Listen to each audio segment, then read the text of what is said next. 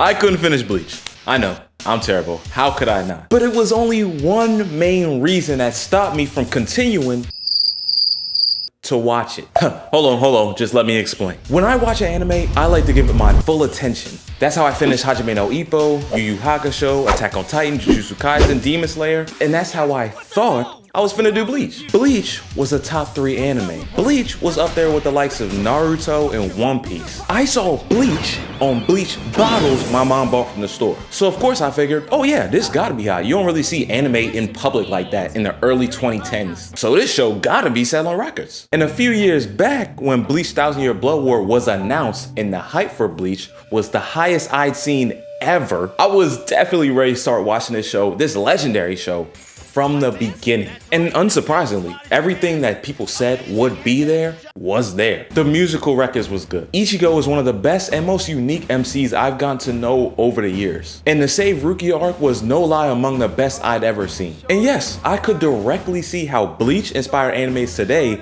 like Demon Slayer and especially Jujutsu Kaisen. But somewhere around this part, if these guys are my siblings, what are they then? I just gave up. That was almost 150 episodes in. Me of all people should be fully invested by now. My stubbornness out of all things should be the main thing powering me through the back half of this experience. But the only thing I was backing out of was Hulu and right back to Crunchyroll to finish other shows like One Piece and Dandadan. So what happened? Not gonna lie, I'm just realizing this now and that's why I'm making this video. But my gripes were with the characters, not exactly the world of Bleach itself. Welcome to What's the up, Bread everybody? Show. It's the Bread Day Show, two. where we give anime and gaming opinions while also doing a little bit of animating and gaming ourselves. And today, yeah, we're gonna talk about Bleach. Now, overall, I like what I've seen. I just could not keep watching this show. I backed out of it, like 150 episodes in. I know this might be a sore spot for people because, like I said, it was a top 3 anime. I know this has a crazy big fan base, and I just gotta say my thoughts on this. But let me know how Bleach affected y'all's story, positively or negatively. And also, I understand not everybody watching this video is subscribed, and that's okay. Hopefully, by the end of this video, I can convince you to leave a like and a subscribe. So I got my work cut ahead for me. Let's get straight into this.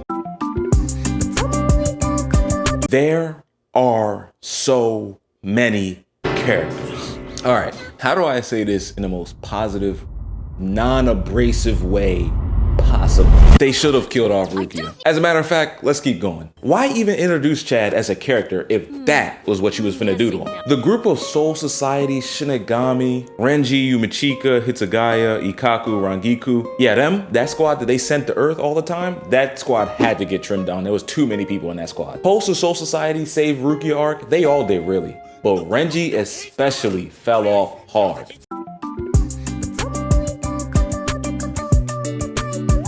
And the actually cool characters like Kenpachi, Yurichi, Uehara, Ichigo's dad, Byakuya, the Elder Captain, the Zanpakuto characters, and Ishida were all in the background entirely too much. Those were the people I actually got excited for when they appeared on screen. But I feel like we never got to see them for real. And on top of all of the main characters, they had so many gag characters. Like all the plushies from the Bunt arc that just stuck around for some reason. And I always wondered in the back of my mind, those gotta be anime only characters. Like Cricket from Dragon Ball. Kon was cool, but then they multiplied him like 4 more times like a Karibo. Then added more gag characters in future arcs like Mundo. Looking at you, Nell's group. Not exactly Nell, but Nell's group. And then on top of all of those characters, on top of all of the gag characters, each anti-hero villain faction group each had their own characters and members that was ranked from weak to strongest, and it was always at least 5 of them. Arankars, Espada, Hollows, Bunts, Fullbringers, Banished Soul Reapers, Quincy's, whoever was around Aizen all that time. All right, y'all. What I'm trying to say here is that there are so many characters and not all of them are funny, not all of them are interesting, and not all of them are strong. And most importantly, the most damning part of all of this that I feel personally is that none of them ever go away. It'd be fine if some characters were to, quietly asked to exit stage left. But they don't. They all get brought back. And then as the show goes on, it feels like a cast of semi-important characters are just compounding on the screen. And a lot of times it doesn't feel like all the characters, or as many characters as needed, have intertwining character arcs and connections to each other that you gotta remember and all that. No, they all just feel like independent contractors. There are only 22 minutes per episode, maybe 23, 24. And only 18 of them are actually used and not openings, endings, or recaps. Not everyone can possibly get enough screen time for me to care about all of them. Not to truly care about all of them. I thought I was used to, I've been watching anime for the longest. I thought I was used to animes having large cast of characters and all of this stuff. But this was beyond ridiculous. This is more than the 13 Genin going to the Chunin exams. This is more than the Z Fighters going to Planet Namek. Sure, you know, people going crazy about the Bunt arc was justified. That was legitimately the most boring anime arc I've ever had to watch. And I didn't realize till 75% through that it was filler until somebody told me it was a whole filler arc, which was new to me. And I watched 75% of it. And I still skipped it when I found it out. I had to save as much time as I could. But at the end of the day, I'm used to having filler. It happens. Production requirements at an all-time high.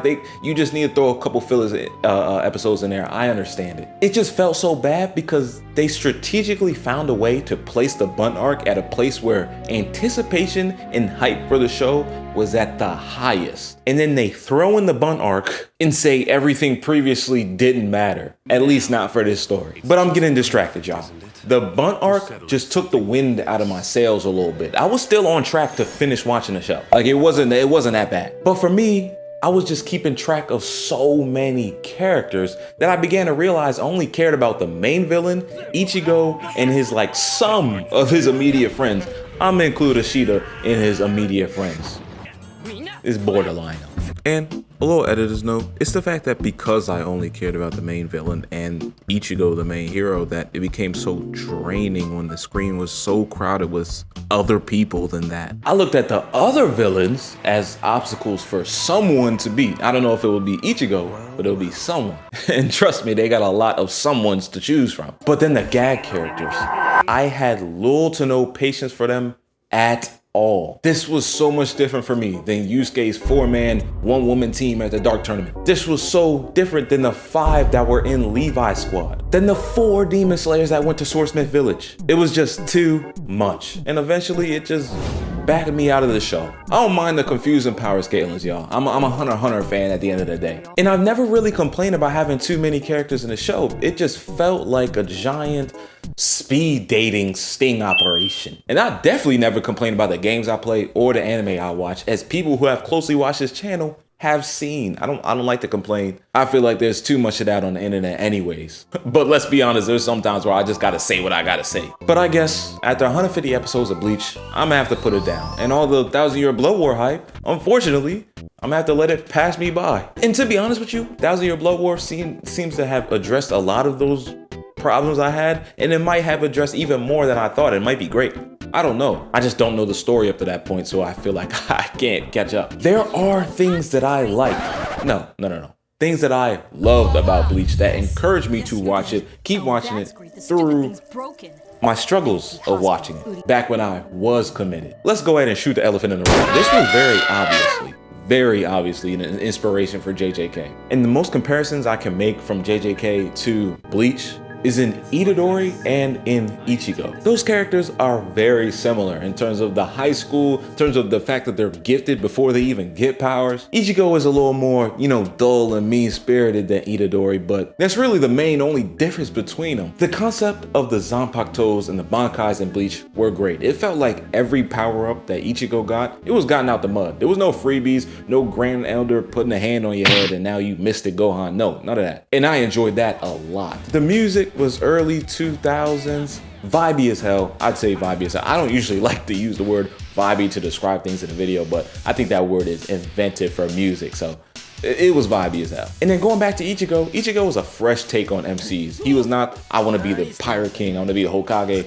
I want to be the strongest. No, it was none of that. Similar to going on Hunter x Hunter, I feel like he just would make decisions as somebody would if they were in his same position. And there was nothing that he did that was like jarring or made you question why would he make that decision? All of his decisions were very linear and could be explained. And aside from Ichigo, this anime had the biggest collection of cool characters I've seen in an anime ever. That's just part of the part that makes it a damn shame. I listed all those people earlier that I really liked, and I still really like them. I just wish I seen them some more. And to know that they was backstage while I was watching Nell scream at me on the screen, it was just infuriating. I'm a fan of unique and maybe even, dare I say, infamously complicated power systems. Like I said, I'm a Hunter fan. I like complicated power systems like that. And Bleach had it with the Bankai and the Zanpakuto. And there were constant fight scenes. So if you were there for that, you got it. I respect Bleach's greatness. I'm not gonna sit up here and say it was a bad anime. I can make the argument that it might have aged poorly, but I'm not gonna say it's a bad anime. I respect his greatness. It will forever be one of the early 2000s, early 2010s big three animes with One Piece and Naruto at the time. So it will always be that. It's just in 2024, damn near 2025, whatever year you're watching this video, I could not finish it. And damn, that makes me feel real bad because of the whole 1,000-year Blood War thing. If you watch this far in the video, please like, and also you are guaranteed to like all of my other videos because a lot of them are just like this. And if they're not like this, they're gaming and animated videos. Check out the streams. If you watch this long, you are top tier when it comes to attention span, which is very rare nowadays. You know what I'm saying? Hopefully I convince you to like and subscribe. Hopefully I'll convince you to learn more about the channel. Check out the streams. I'll be streaming with Dex. We do chill streams. We do reactions. We do Pixelmon. We do Pokemon. We do Yu-Gi-Oh. We do a whole bunch of stuff. We stream on Sundays, Tuesdays, Thursdays, and a lot of the days in between. So yeah, y'all, let me know something. Let me know what's up. Thank y'all for liking and subscribing to the video. It helps the channel out a lot. Thank y'all really much. I hope you reach all your goals for next year. You know what I'm saying? We're starting off a new year. Hopefully you reach all your goals. Hopefully you do that thing you said you was gonna do. Time gonna pass anyways. Might as well use it. But nah, y'all, I want to give y'all some encouragement, some blessings. Have a great year, y'all. Spread love, give inspiration in all you do. And peace out. Welcome to the Craig Show. Take two.